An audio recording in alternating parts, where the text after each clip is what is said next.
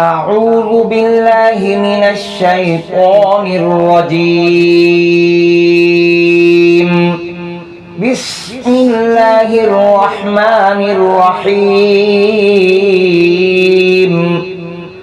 الحمد لله الذي أنزل على عبده الكتاب ولم يجعل له عوجا قيما لينذر بأسا شديدا من لدنه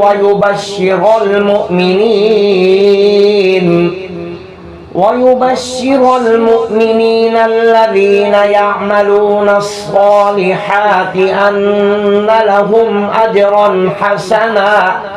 ماكثين فيه أبدا وينذر الذين قالوا اتخذ الله ولدا ما لهم به من علم ولا لآبائهم كبرت كلمة تخرج من أفواههم إن يقولون إلا كذبا فلعلك باخع نفسك على آثارهم إن لم يؤمنوا بهذا الحديث أسفا إنا جعلنا ما على الأرض زينة لها لنبلوهم أيهم أحسن عملا وإنا لجاعلون ما عليها صعيدا جرزا أم حسبت أن أصحاب الكهف والرقيم كانوا من آياتنا عجبا إذ أوى الفتية إلى الكهف فقالوا ربنا آتنا من لدنك رحمة وهيئ لنا من أمرنا رشدا فضربنا على آذانهم في الكهف سنين عددا ثم بعثناهم لنعلم أي الحزبين أحصى لما لبثوا أمدا نحن نقص عليك نبأهم بالحق إنهم فتية آمنوا بربهم وزدناهم هدى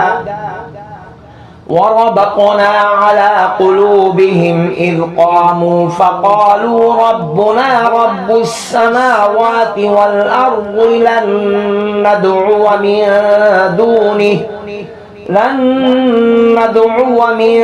دونه إلها لقد قلنا إذا شططا هؤلاء قومنا اتخذوا من دونه آلهة لولا يأتون عليهم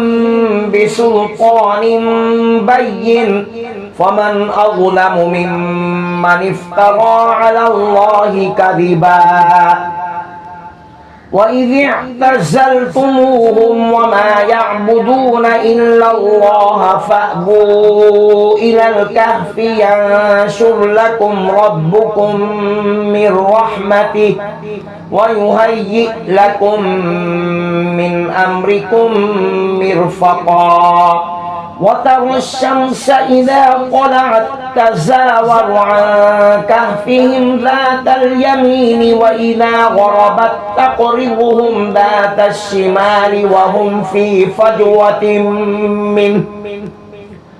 ذلك من آيات الله من يهد الله فهو المهتد ومن يضلل فلن تجد له وليا مرشدا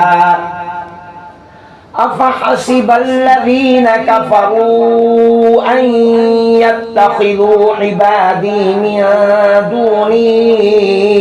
أولياء إنا وأعتدنا جهنم للكافرين نزلا قل هل ننبئكم بالأخسرين أعمالا الذين ضل سعيهم في الحياة الدنيا وهم يحسبون أنهم يحسنون صنعا أولئك الذين كفروا بآيات ربهم ولقائه فحبطت أعمالهم فلا نقيم لهم يوم القيامة وزنا ذلك جزاؤهم جهنم بما كفروا واتخذوا آياتي ورسلي هزوا إن الذين آمنوا وعملوا الصالحات كانت لهم جنات الفردوس نزلا خالدين فيها لا يبغون عنها حولا قل لو كان البحر مدادا لكلمات ربي لنفد البحر قبل أن تنفد كلمات ربي ولو جئنا بمثله مددا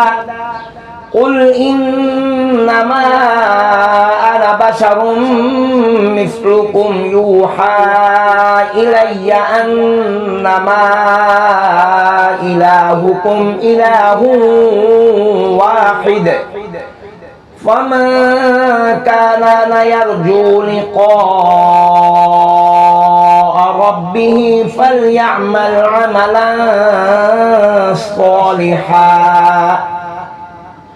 فليعمل عملا صالحا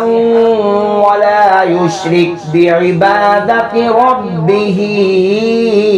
أحدا صدق الله العظيم